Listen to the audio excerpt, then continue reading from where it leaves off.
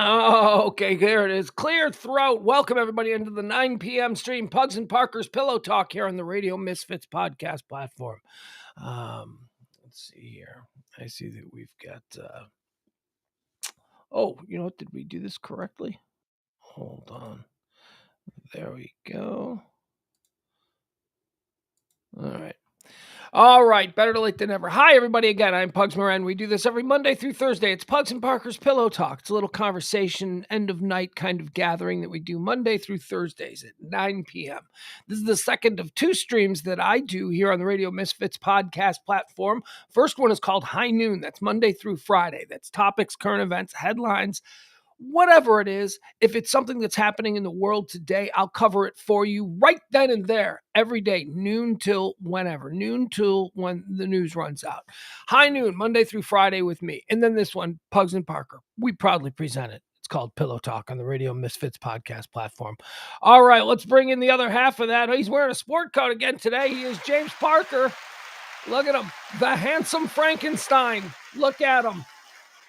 Oh my God. Thank you. Oh, it's good to see you. You're a beautiful crowd. Beautiful crowd. Hold on, let me also bring in. Look at this. We've got E. Oh, E's here too. Yeah, just look at him sitting there. E, the only man I've ever known who can strut while seated. Look at him. Strut. Strut I don't know about while a strut. Look at you. Feel maybe like I've kind of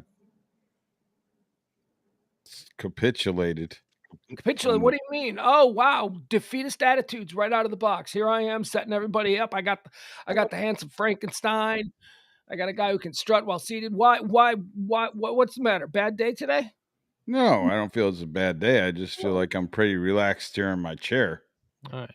How about you, Parker? What's going on? I'm having a great day. That's all. Kind of a normal day. Nothing wild happened too much. So yeah, that's about it. All right. Well, buckle up, Buttercup, because according to all of the weather radar that I've seen, in about 20 minutes, you're about to get walloped. 20 minutes. Have you seen, like, you're wearing your jacket because you're having to go out and get money? Kind of. I mean, I'm not panhandling. I'm not the usher at church, but I have like employment elsewhere that requires a more strenuous dress code than Pugs and Parker would dictate. Yes. I always found when I was like putting my suit on or putting my tie on, it was because somewhere at the end of the day, I was trying to get money. Yeah, this better be for money. Right. Yeah, I don't know. Sometimes I like to get gussied up. Just to go out, just as a fashion statement. I like a shirt, jacket, tie, just for whatever reason, if you're trying to dress it up. But James, has the storm hit you yet? No, not at all. Not at all. Has it hit y'all? Has it hit y'all? Does it hit us? Oh my God! Oh, what's it like there? I don't know. Oh, end of times, James. It was end of times, I tell you.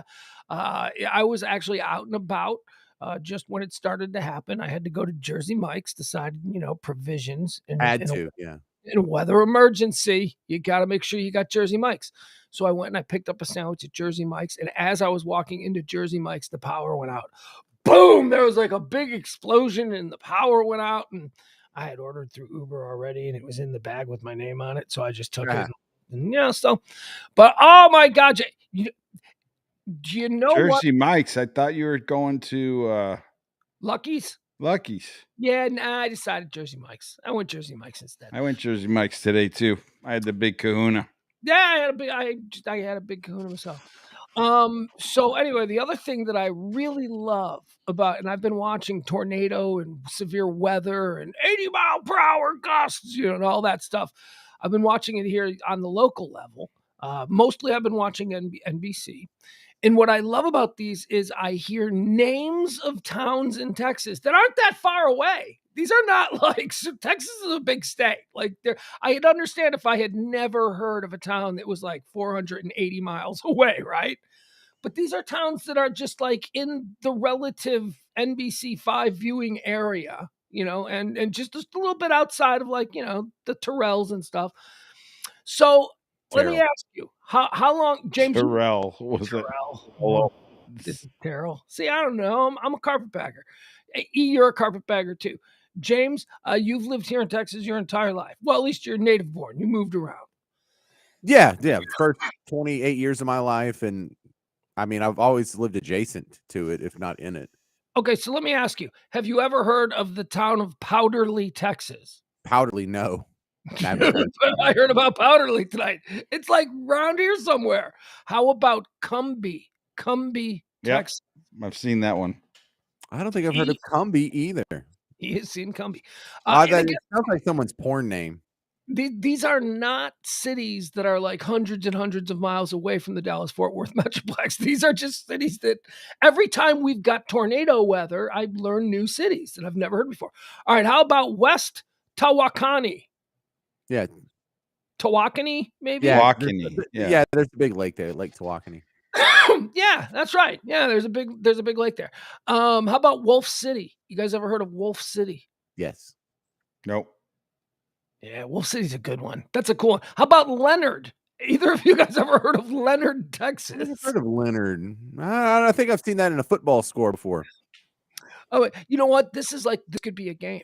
This could be like, you could do a game. Is this an obscure town in Texas or a 1970s network TV show?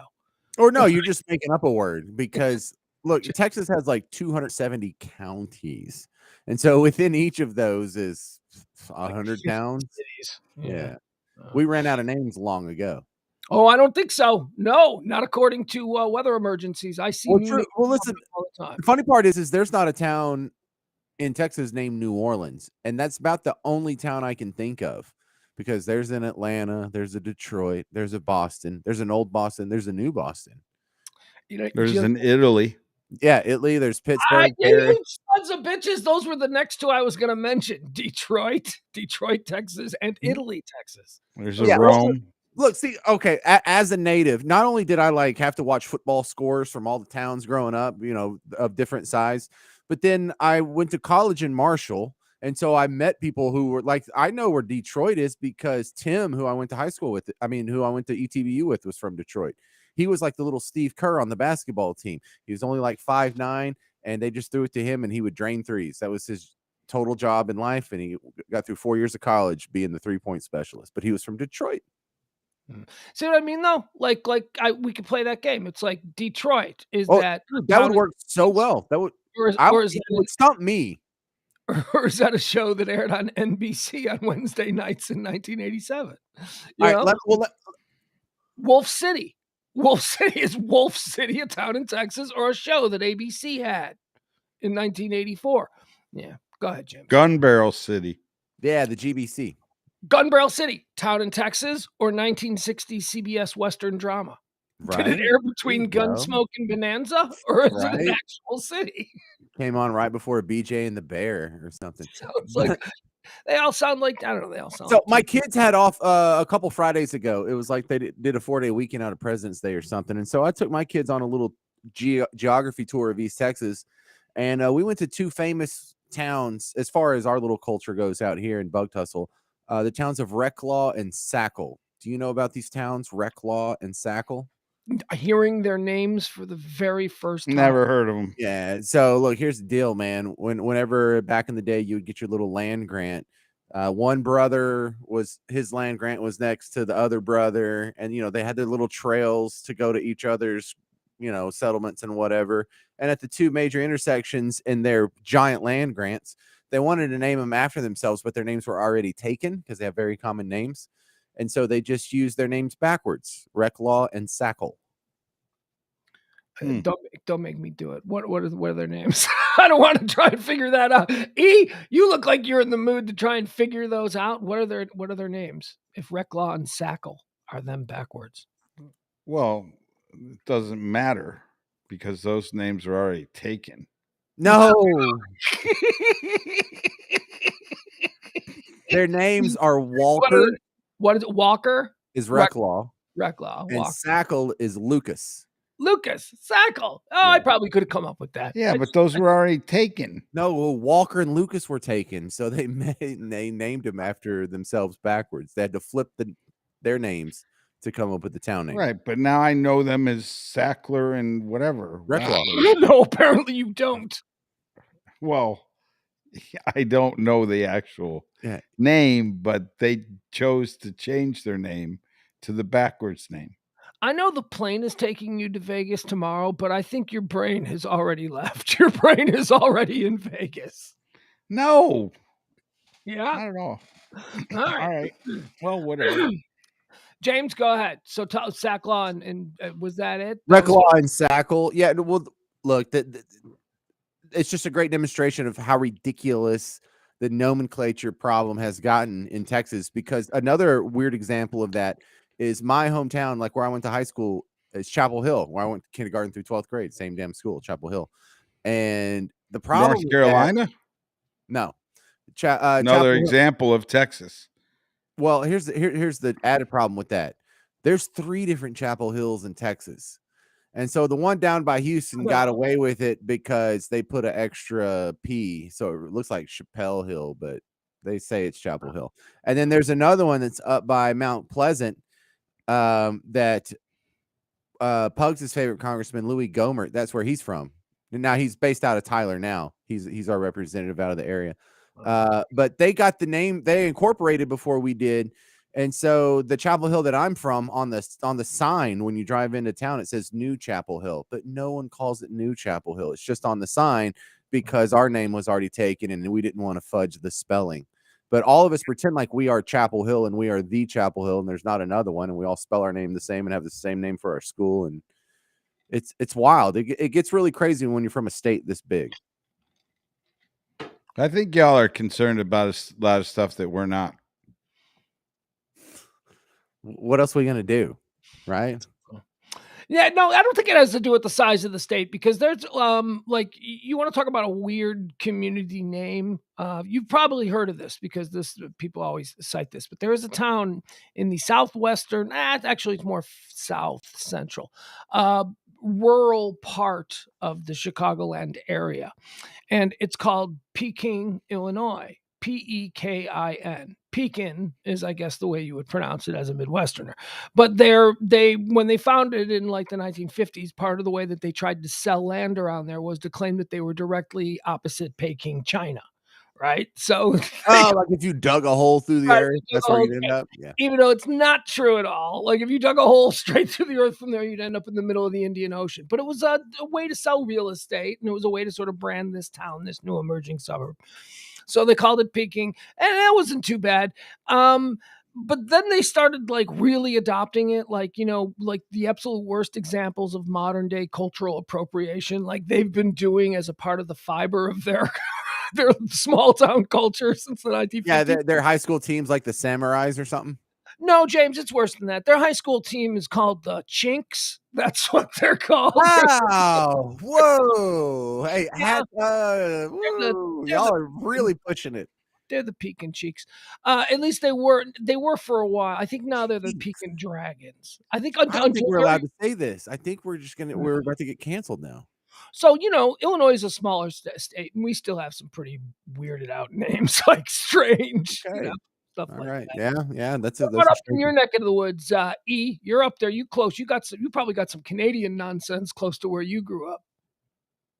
What, Canadian names?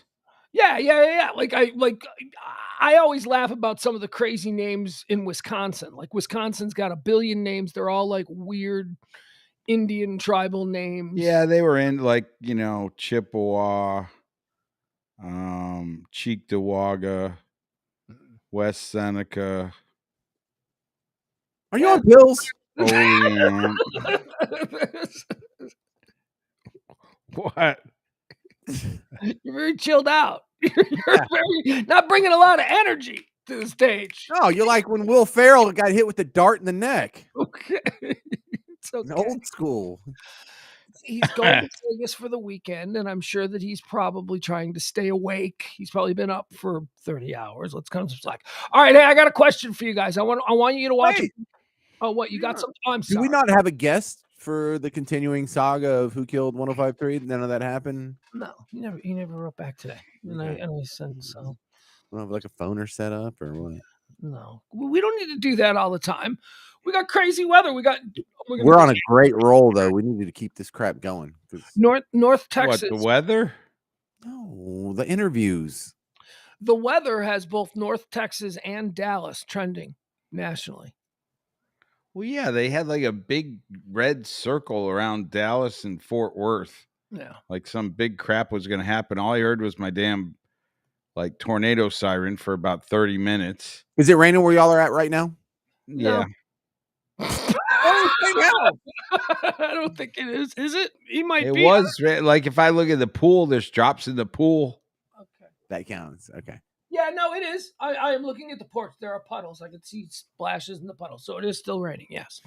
And by the way, earlier when I described it, I was kind of overplaying it a little, but I did walk into Jersey Mike's just as the power blew. And that was kind of exciting. The winds were really bad. But then it blew right through. It lasted like, I don't know, 10, 15 minutes, and we were good. What's this? Oh, I didn't mean to automatically share that. Setting off. Yeah, that's girl like at the bridge to nowhere. No, I was whenever Pugs was going to be done, I was just setting up my topic for tonight is y'all got to hear OJ's thoughts on the Murtaugh case because I I was going to do that too. Okay, yeah, so I thought I would just shortcut all the homework and just see what OJ had to say. This has got to make Emil so proud as a lifelong Buffalo Bill fan, and OJ Simpson being his favorite Buffalo Bill. Of course it does. It was never my favorite. Yeah, that's what you say now. Who is Thurman Thomas? If I'd asked you that in 1991, you'd have listed him. No, it would not have been. It would not have been OJ. No, really, because he would have been right in your teen years, right? Or at least as a young boy, you would remember him in his glory days with the Buffalo Bills. Yeah, but back then it would have been probably Joe Ferguson. Not OJ, huh? Well, he played. He was a quarterback. You know, you like quarterbacks, like sometimes. Yeah, but Joe Ferguson ain't like a quarterback. I mean, I come from Chicago. We never had quarterbacks. I mean, but we had guys like Joe Ferguson, and at least we embraced Walter Payton. How did you guys not embrace OJ? No, people liked OJ. I mean, it wasn't like they didn't appreciate OJ for his football skills, but I mean, he wasn't OJ the killer until later. He also didn't live there. It wasn't like, with an Emmitt Smith where he lives in the city where he plays, so he sort of becomes a part of the fiber. OJ was on a jet back to L.A. Well, I mean, he actually got pretty famous with those Hertz commercials. Yeah, but that was long after when he was running through the airports and stuff. Yeah, but I mean, he killed her long after that too. Well, right, but we're talking about when he was playing for the Bills in his prime, before he retired and did the Hertz commercials. When you were a kid watching him, I'm asking you why you weren't a bigger fan. I was probably a bigger fan of Joe Namath back then, because that would have been like the late 60s. Don't answer. Don't. David, are you a Jets fan? I didn't know you were a Jets fan. No, but I'm saying when I was a little kid, we're talking like I was born in 1963. Right, so James, like 68, 69, I'm a Jets fan. Then I probably like Bart Starr, and I probably like the Packers a little bit. James, you're on deck. I'm sorry, you've been waiting. What do you got here? He's on pills. That's what I have. No, he's fine. No. All right. So are we gonna do the OJ thing? Yeah, let's do this. Right, so yeah. Go ahead. You set it up. All right. So my setup is going to be different than Pug's setup. I don't know really anything about this trial. I remember Pugs told me about it a few months ago. And so I hadn't really been keeping up with it because I don't care about forensics like the rest of America does. So I'm going to lean on OJ Simpson's wisdom as a legal analyst to try and figure out what's going on here. And let's just see how wrong or right we get it. With 5:30, OJ Simpson is reacting to the Alec Murdaugh trial. He posted a 3-minute video on social media. Take a listen. I realized in watching them testify what he was doing, he was just trying to relate to one or two of those jurors that he was a good old boy. He was one of them. And I'm not sure he didn't succeed in doing that. I am not qualified to really say if the guy did it or he didn't do it. But from what I've seen, do I think it's more likely that he did it? Yes. But more likely equals reasonable doubt. Simpson. All right. That's all I need to see. That's amazing. That is so freaking amazing. A little projection from Juice. Oh, man. This is like This is like if Amel threw a party and he was like, "Hey Parker, you want to be the bartender?" And then Bill Cosby shows up and bitches like because I made the margarita too strong, right? That means it's like you're not allowed to have an opinion on this, OJ. Oh, Yeah. yeah. Well, No, he said he didn't. Look, and on top of that, we already know how this turns out. Oh, all you had to do is get one of those two guys to get some reasonable doubt. Now, maybe he did it. No, he didn't. No, the jury didn't. They already come back and find out he's guilty, and like this has already been proven wrong. OJ's prediction here. well, I was going to play the entire 3-minute. I thought we could listen to his entire ramble on it because he goes into some very strange stuff. but No, that's all I heard. I yeah, just heard no, on the yeah. news. He put out a whole thing on Twitter, or maybe it was Instagram, whatever. I saw it on Twitter earlier tonight. And he said, O.J. Simpson, he said, many people have been coming up and asking me about this, so here's my thoughts. And then it's 3 minutes of him just going on and on about the trial. Like, why would you ask him? Those were imaginary people. Ain't nobody asking O.J. Simpson. No. Who's asking O.J. Simpson Zero. about? Not one person. Many people have been asking me. No, they're not. No, they're not.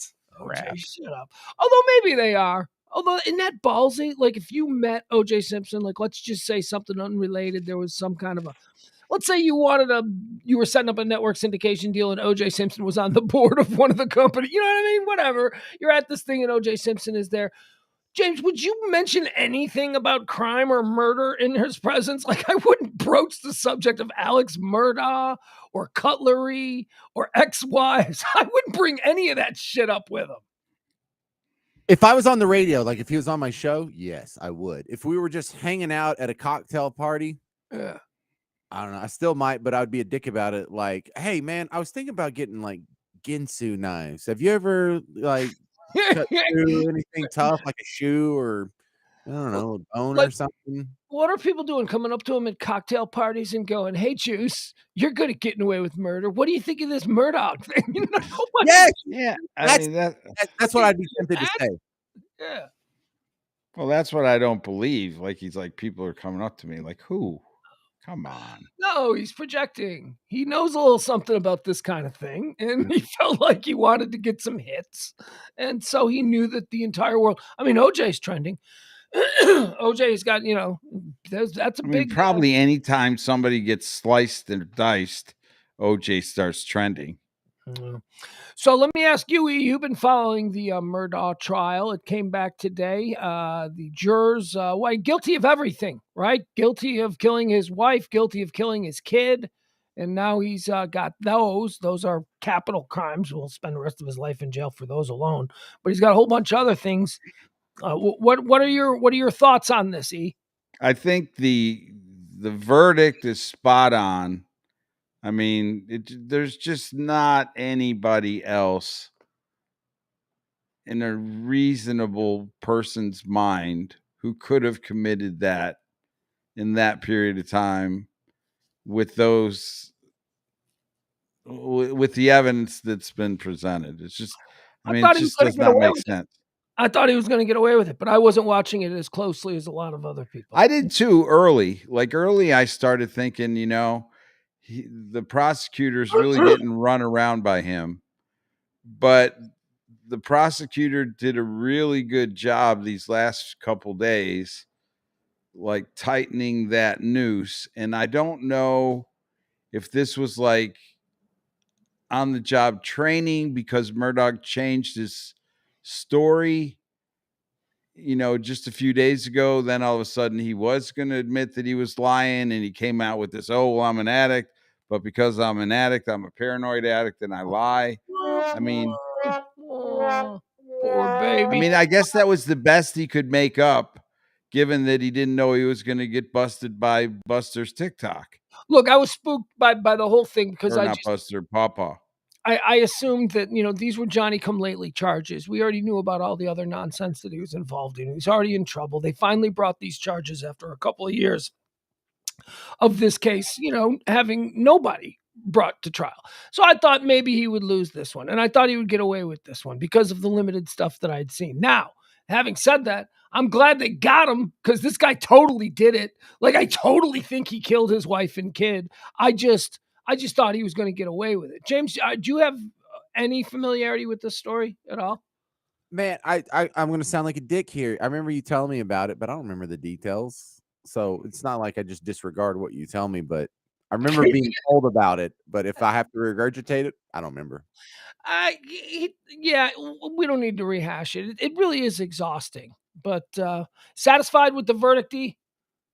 I mean, I mean, I'll know tomorrow when he gets sentenced, but yeah, I think he's definitely guilty. Well, I mean, the I sentence, just think, it's almost mandatory that it's got to be a heavy duty sentence. well, I hope he gets life. I Yes, mean, I would think. well, they said minimum 30 years. So at his age, I mean, that's close to life. But yeah, it's hard.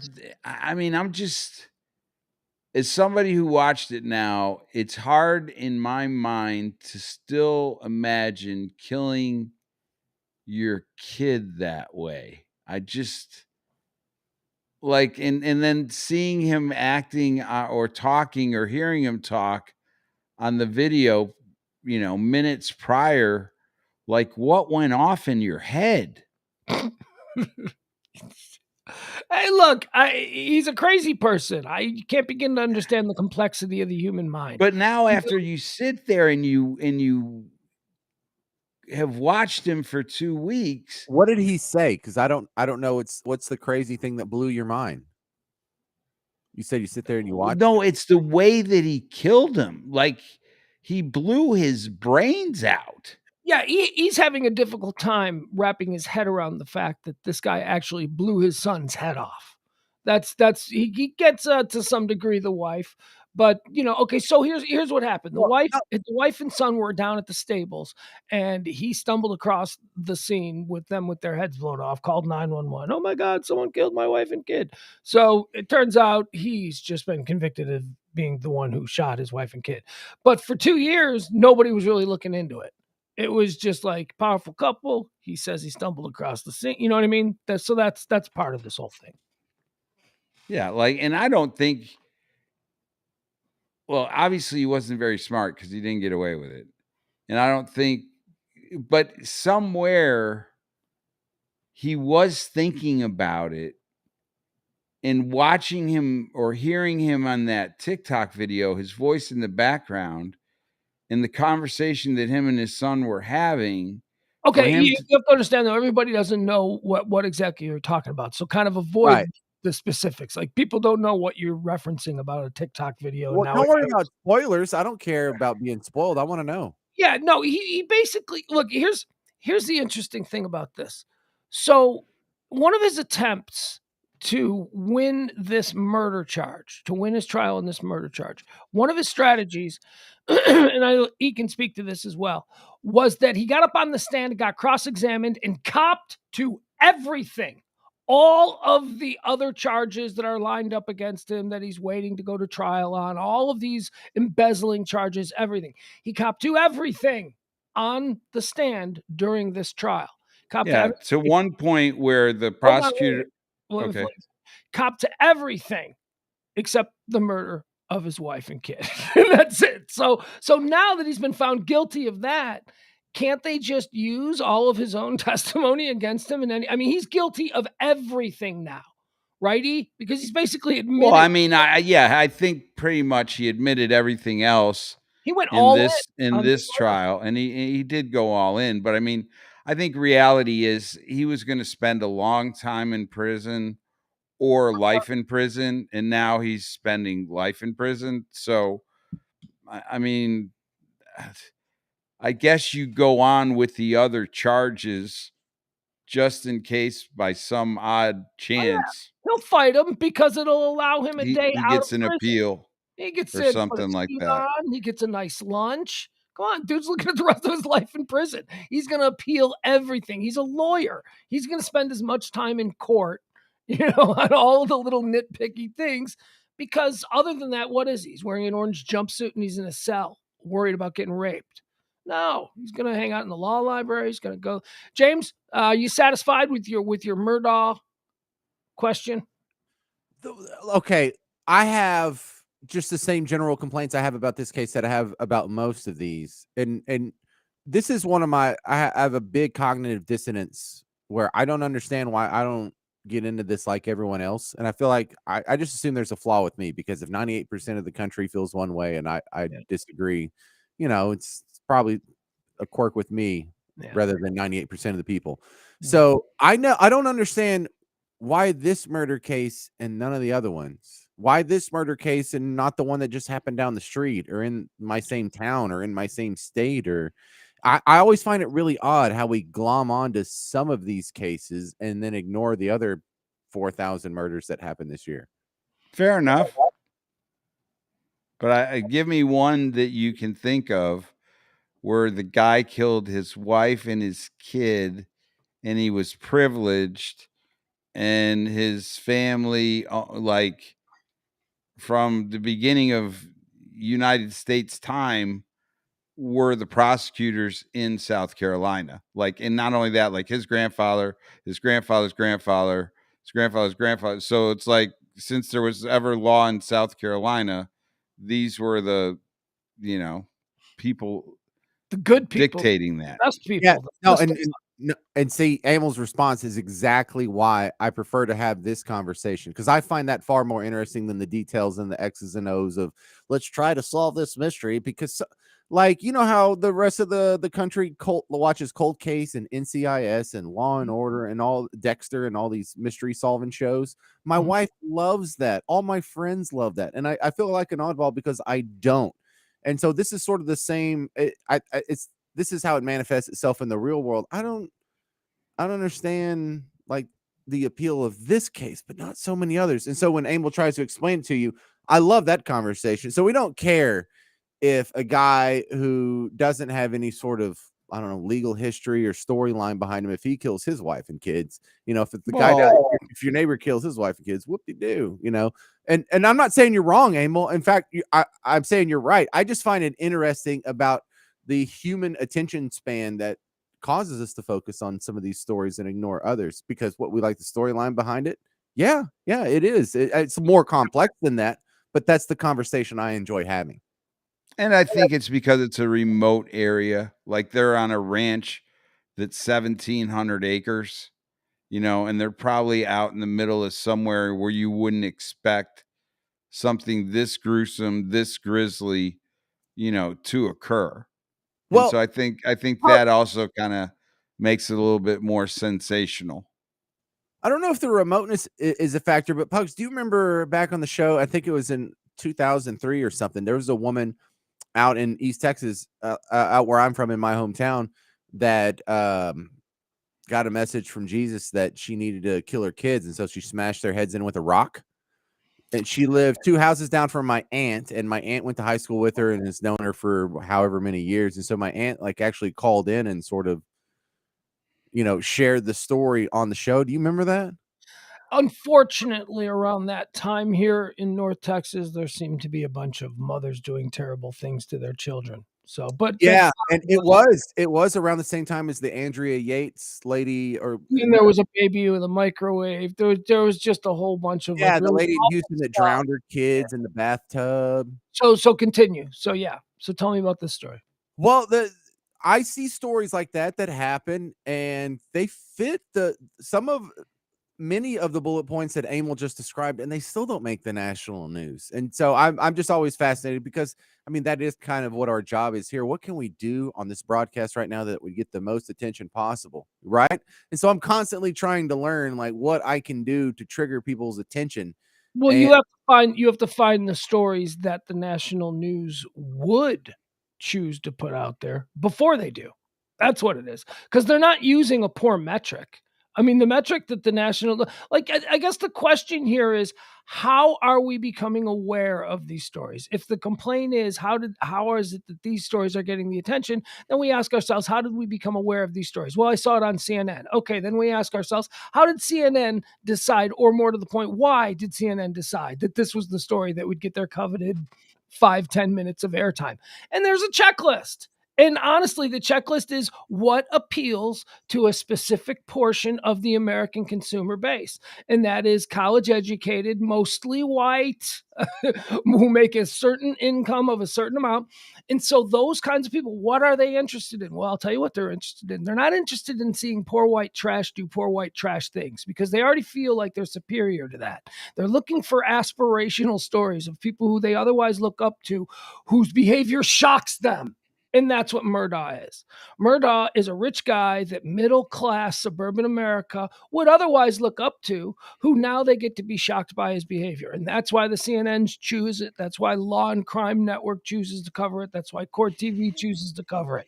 It has nothing to do with the gravity of the crime. There are probably a lot of worse things. But, this is interesting because they're rich, white, privileged people who did some bad stuff. Yeah, I mean, I almost feel dirty today after that verdict came back so quick of watching this guy for the last 7 or 10 days and kind of thinking, well, maybe he didn't. Like there were times where like I was like, well, and now like you've had this relationship with him for like 2 weeks and he gets found guilty in like 3 hours and you feel dirty. You're going to start writing him letters in prison, aren't you? You're going to become like his little Well, pen pal. I don't feel like we're friends of any sort, but I like, hope not, because he's nuts. but he like led. He's a good Anyway, liar. Here's another great thing that's trending about this right now. Tonight, trending Buster is trending because I've been on this forever, dude. a lot of us are looking forward to Murdaugh season 2 when they reopen the Stephen whatever murder. The gay guy that got found on the road that Buster killed. James, you know about Buster? I don't know about Buster. Who's Buster? Buster is the eldest of the Murdaugh children, and his little brother is dead. His mom is dead. Buster is left. That's it. He's the last of the Murdaugh line, I guess. But Buster's an asshole. And back like 10 years ago, Buster ran over a gay kid. Like there was a gay kid in his high school, and Buster ran him down in the road. Allegedly, most people say, but probably because Buster was having. Is this the guy that had the housewife or a maid that? Yeah, same thing. That's the same guy. Yeah, that's the guy. That maid raised Buster, the little monster. Yeah, I think I remember about the kid story now too. Right. So this kid, Stephen, gosh, I can't remember his name. It's Stephen something. Anyway, like 10 years ago, he's run down in the middle of the road and left for dead. And then everyone in the town is like, Buster Murdaugh did it. Like, he was trans, right? He was something, I don't know. Yeah. But the story was that Buster was having a gay relationship with him. And they had broken it off. And Stephen was going around telling people that Buster was having sex with him. And so Buster apparently ran him down off the road, or I don't know, whatever. It's the new Netflix series that I watched on this goes into that in great detail. But that should be coming next. They need to open the books on that Stephen kid's murder. And let's start looking at Buster. When are they going to get back to the Epstein list? Like that broad got busted over a year ago, Ghislaine. And can we start working our way through the list now? Like just like, is her trial over? Did she get sentenced? Yeah, and she's been in for like a year now. And what was her sentence? Forever, right? And that basically, I don't remember. I think it was like 10 years or something. But when you're 60, it's. I think she's forever. I think she got more than that. I don't remember there being any great. Anyway, continue on. So the Epstein list. Yeah. I'm bringing that as like my greatest example of all you people that are into forensics. Now I'm not. And so I'm admitting I have a human flaw that I am worried about because my job is picking topics and stories that would interest you. And I have a gaping hole of interest that other people have. And so that's part of my concern. But why does this get so much interest? I'm far more interested in getting to the bottom of that other mystery where apparently the royalties and billionaires and I don't know, could it be Saudi princes who all's been going to underage rape island? Because that sounds far more of a consequential and amazing story than some No, it privileged does. It does. sociopath. What does that serve other than our prurient interests? And I mean, we get rid of these guys. Is that what you're looking for? I mean, everybody goes to jail. All these families and all that. I'm all for that. That seems like a lot of heavy lifting involved, though, which is why I don't think it'll ever happen. I just think if it is as We can't let it would happen if there was enough public fury for long enough that was But sustained. here's the problem. We've moved on. This is the great flaw with us as humans. We have zero attention span for this stuff. That's what it looks like to me. But I say y'all, and I'm not attacking you, but the American public has the appetite to watch this Murtaugh trial, but not Epstein. The royal, yes, because it's only going to capture us for about 2 weeks. And we know that going in, and we understand that, and we're willing to make that commitment. Right. It's not a big commitment like Gabby Petito. This is like, oh, that was interesting. Throw away. Well, right, but we had bailed on Gabby Petito. We did. We bailed bailed on the 2 lesbian girls that got murdered in Utah. No. That's who we bailed on. We picked up Gabby Petito. But those 2 lesbians that got killed, they didn't give a crap about them. That's a good point. No, they didn't. They didn't care. This goes. Do you remember Elizabeth Smart? Remember when she was abducted from her home in Utah? The beautiful. How beautiful is it? By the way, have you seen Elizabeth Smart now? She's like a mom in her 30s. Have you seen her? Oh, she's beautiful. She's gorgeous. She is just a beautiful blonde woman. Like you put her in Hollywood, she's like Kirsten Dunst or something. She's got that kind of look to her. Anyway. On the day that she went missing, in Milwaukee, Wisconsin, a little 9-year-old black girl was snatched off the street just in broad daylight. Someone just pulled up, and a bunch of people saw the dude who pulled up, and they just snatched her. That happened on the exact same day as Elizabeth Smart. Elizabeth Smart became the only thing anybody talked about. Meanwhile, there's this poor little girl where maybe there were some witnesses because it happened in broad daylight, but the media gave it no attention. Why? Because Elizabeth Smart looks like, to a person in the suburbs who might be buying a new car next year, Elizabeth Smart looks like the girl across the street, and you can relate to that. So that story connects with the audience. Yeah, and I made the cultural flag plant when I was in New Orleans that we had to update the syndrome because it was legit, the pretty missing white women syndrome. We had to take white out of there because we had more than one pretty missing black girl, and the first big one was in New Orleans. It was Terrelyn Monette. We were tracking all the surveillance cameras all the way through Lakeview because she was at Parlay's, and then she passed Reginelli's, and then she went past that red light camera that's on Marconi past Harrison, and then they think she went into the bayou, so they're putting the divers out there. And it was funny because it matched the level of fever that you have for like an Elizabeth Smart or like a JonBenet Ramsey or the beautiful girl syndrome that we grew up with, because they got the team from Houston, EquiSearch or whatever they're called, to come out here and start running sonars through Bayou St. John and Lake Pontchartrain. And we got the report back from the private Houston firm. They had found something like 41 cars that had been submerged in all the little canals and bayous around where we thought she had, would be found. And almost all of them were like insurance fraud cases. Yeah. 2 of them had bodies in them. We didn't talk about that story. I don't even know who those dudes are. It was dudes, so no one cared. It was like guys. Just white guys. Nobody cares about a couple of dirtbag white guys found in the trunk of a car at the bottom of a. Yeah. Hey, what is Byron talking about? He says, "Preach it, Parker." It's so funny to see Pugs deflect. I don't even know what he's talking about. Look, it's the Epstein thing, is what he's talking about. There's I was deflecting. I was playing devil's advocate. I was mocking the rank and file individual who doesn't care with the short attention span. Byron, catch up. Okay, go ahead, James. So you mean you weren't protecting your rich friends? Yeah. No, I'm not saying I have not lost interest. I think that's an incredibly important story. I was just portraying the role of why we've moved on from that because it's taken too long. We have short attention spans. We're simple creatures. And if I was in the globalist Illuminati cabal, I'd drive a nicer truck. Thank you very much. Well, the other thing is it takes so damn long by the time they figure out who they're going after. I mean, the people have went from children to like, middle-aged. Yeah, okay, Look, but we could hold on. Let's. We've got some time remaining here. We've never talked about the Epstein list or anything like that. I'd love to get into this if that's something you guys want to well, talk. I had some other things I wanted to do, but let's do this. okay, Let's- so let me finish the Tara Lynn Monette situation because it'll just kind of build the context for the Epstein list.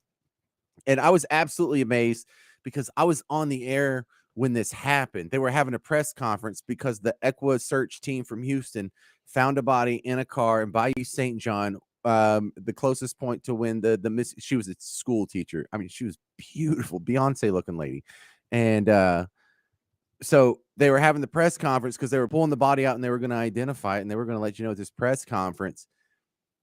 And so they had to come out there, and the police spokesman or the Equa search spokesman confirmed that it was not the body of Tara Lynn Monette. It was just some guy. And everyone's like, oh, and they walked off.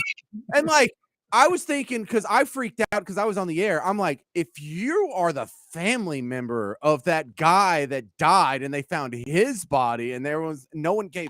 Well, but I mean, they could probably tell that he had been gone for a while. Well, you're still supposed to report that, I mean, I know what you mean. Like maybe he's been in there for 25 years. The family is pretty much moved on. Like, how old was the car that they found? And then you dial it back to The when body it was like a was. month old. It wasn't like anything that was that old. It wasn't like a bag of bones that had been there since Katrina. And that's what was freaking me out. And this is one of the things that really stuck with me because I mean, I would be tore up if that was my kid and they found my kid's body and was like, oh, screw this. And it's like, what they do? Did you just push it back into the canal? Is that what y'all did? No one's going to go search for the killer. Hey, we have this new body. We have some evidence. Maybe we can solve this murder. No, let's go find the pretty girl. And I thought, well, at least it's progress that she's black. At least we're ignoring all the dead, missing men of the world and little boys of the world for women, and we're at least extending that out to women of color now as well. That makes me feel so much better. Thank you. That's great. Progress. Can we address this nonsense? What the fuck is going on in the chat room, people? Are you all brain dead? What? I love this chat room that they think that you're an Epstein protector. Hey, that's fine. I can wear that. If Pugs was in on the international Illuminati cartel, he would have a job. Okay. Yes, that would be my programs would be well funded by a cabal of international bankers whose words I spew out. And they would not allow me on. Yeah. I'm wearing $36 Filas that I got on clearance at Academy. I am not anyone's conspiracy.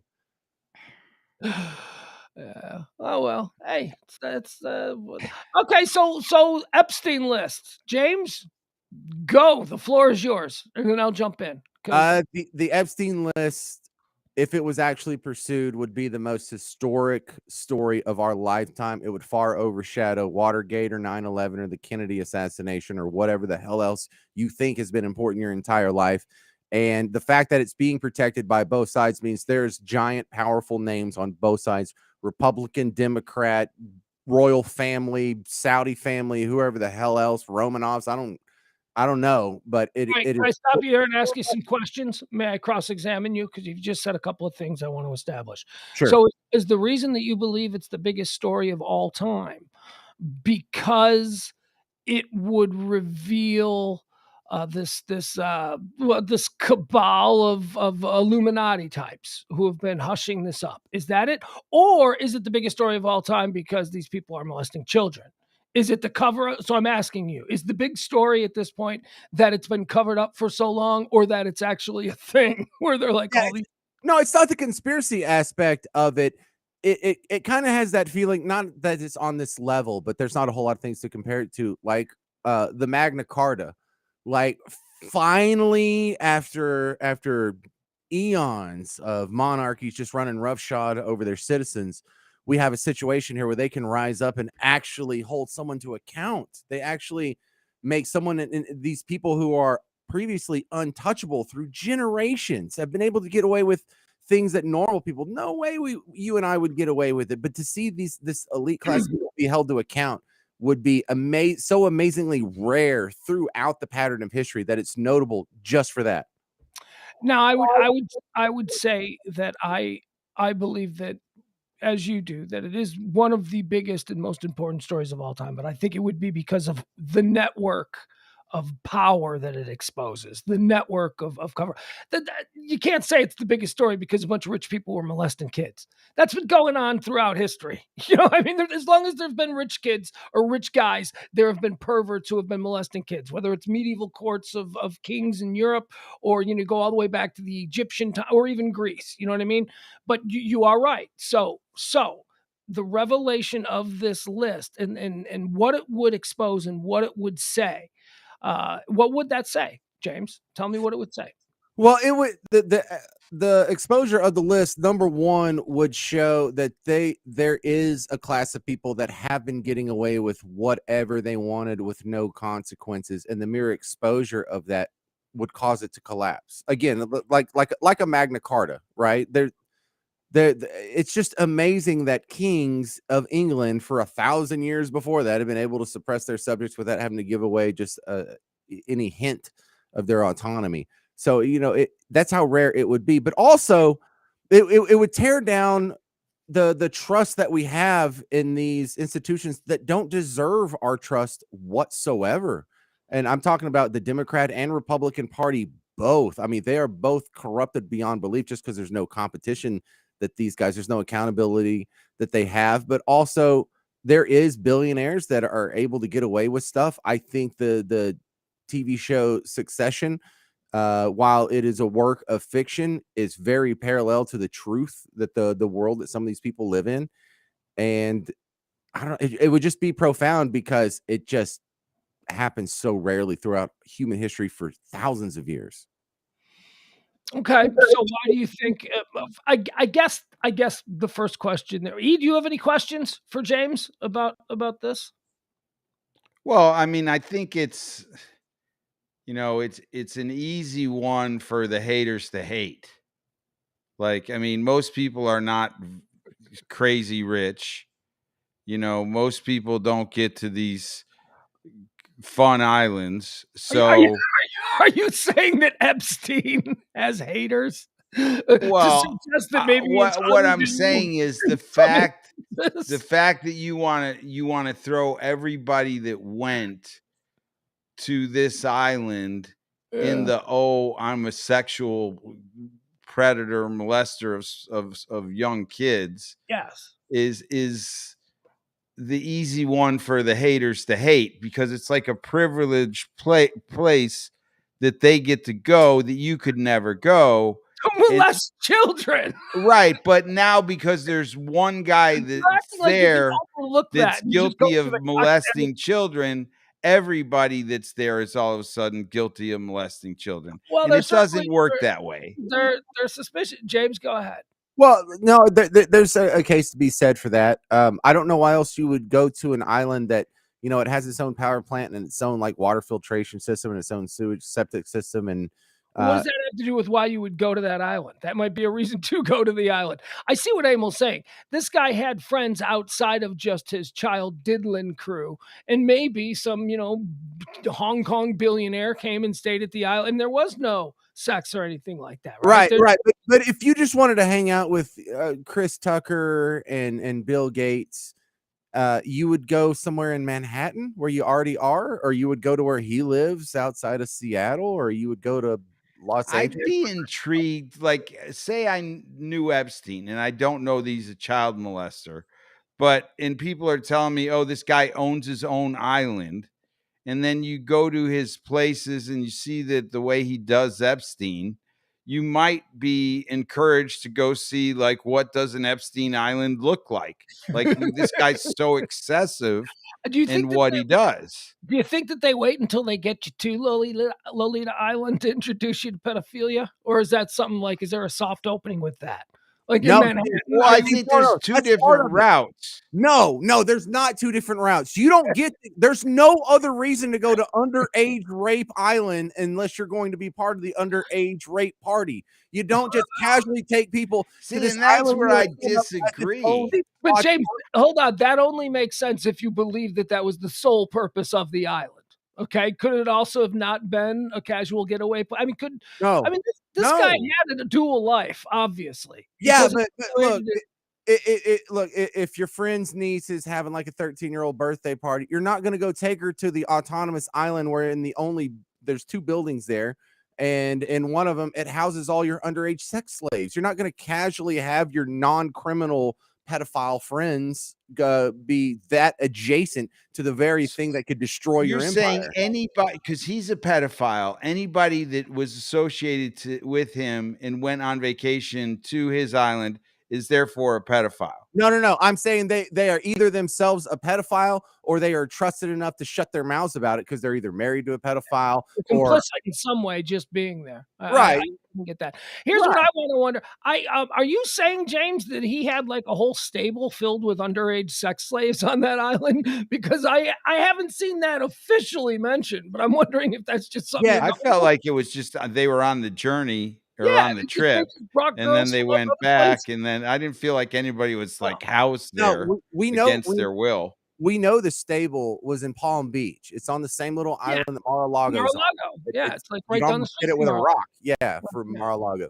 And that's where the stable was. So no, they didn't keep a full-time rotation of chicks there because that's not where he was usually doing his underage raping. Most of his underage raping was done in the townhouse in Manhattan that Yeah. had both a photo of Bill Clinton and George W. Bush in it. Thank you very much. And then in the massage studio in Florida. That was yeah, the other place where a lot of the raping went down. I hate that stuff. But yeah, no, he didn't keep the corral of girls, and it was a rotation. Girls didn't stay in the corral very long, but they were housed. They lived in Palm Beach. All right. So now my next question about this whole thing would be, tell me about the list. Because again, I haven't seen any official body even, say that there is in fact a list. This is all very Benghazi Hunter Biden's laptop to me. This seems very okay. So is there a list? Because I'll go with you if you tell me, yeah, there's a list and it's been accredited and all that. I'll go with you. Let's release that list. But do we even know there's a list, or are we all just getting, pearl clutched over nothing? There's flight logs, some of which have been released, some of which are public, Okay. and those some flight logs would contain the names of people who are on those flights. Yes. yeah, and so I've actually read through quite a bit of them. And if you're going to, Epstein's private island, you don't have to register who all's on your plane or whatever. But if you're going into other countries, you almost certainly have to register the contents of your plane, including the human beings. Mhm. And so it's really wild because when you read through this, you got to imagine like what's the longest vacation? Not you, Emil, because you're different. But Pugs, what's the longest vacation you've taken in your life? Like a trip, like 4 days, 5 days? Oh, no, 2 weeks. I've been. Wow. Oh, you did like an Ireland trip or something, right? Yeah. All right. So apparently this guy takes like month-long vacations a couple times, 4 times a year or so. There was a trip where who was it? It was Chris Tucker and I think Kevin Spacey were on the plane with him, and you can see where they registered to land in some airport outside of Bangkok, and then they went and registered to land in some airport outside of Jakarta, Indonesia, and then they First of registered all, to this land is not the kind of story. This is not the kind of story where you should be comfortable going. I think it might be Chris Tucker. I know. I feel real bad about that. I feel real bad about not being able to nail it down. Goddamn sure it's Chris Tucker. If you're I do remember it was Chris Tucker, and I think it was the same one. So go ahead. But look, there's all kinds of and recognize easy caveats. Just because they were on the plane with Epstein doesn't mean that they were raping underage kids. And I admit that. I don't assume that Chris Tucker is a pedophile because he went on these trips. No, man, these celebrities hop on private jets with rich guys all the time because it's easier than having to fly commercial. You know about this. Rich guys jump on each other's private jets all the time if they're heading in the same direction. Right. But what we have here is where the manifest, the list of who all's on that plane, where it goes dark, where it doesn't have to be public.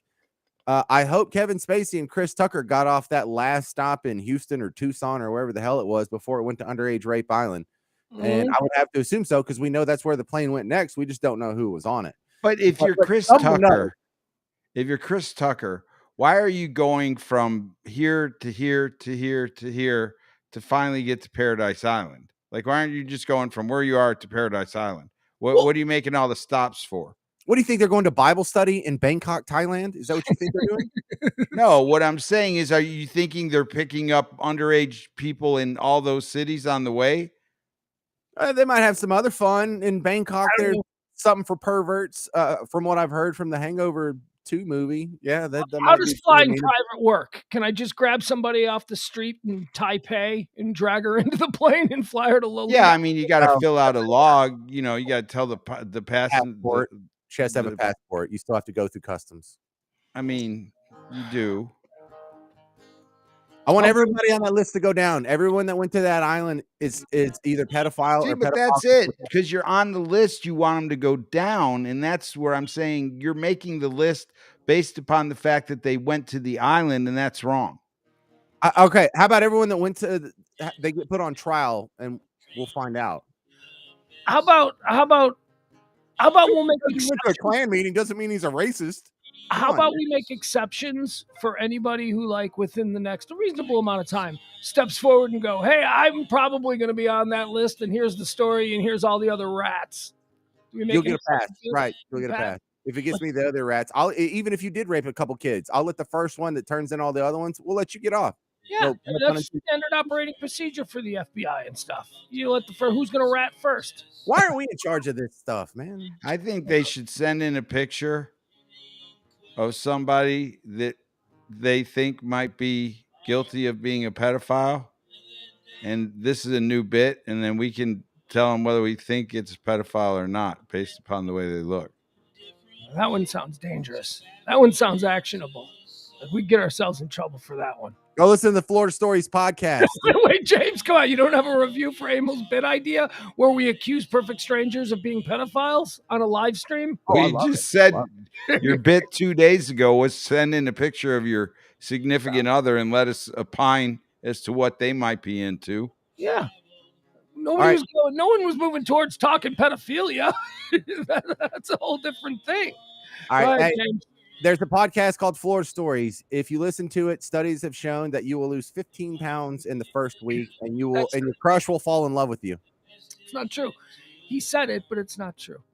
All right, E, thank you so much. You have a good time. If I don't see you tomorrow, you're going to be in Vegas. What are you going to Vegas for? UFC fight. Who's fighting in Vegas? I don't know. I just know it's a UFC fight. Right? It's going to be on television. He's going to a UFC fight. He doesn't. Yeah. He doesn't even know who's fighting. He does. Well, I was asked by my friend who's going out there to, like, he said he had an extra ticket. Just for a month. Trade lives with me. All right, bye, guys. There you go. All right, folks, we'll see you tomorrow at noon for High Noon with me, Pugs Moran. Have a great weekend. Bye, everybody.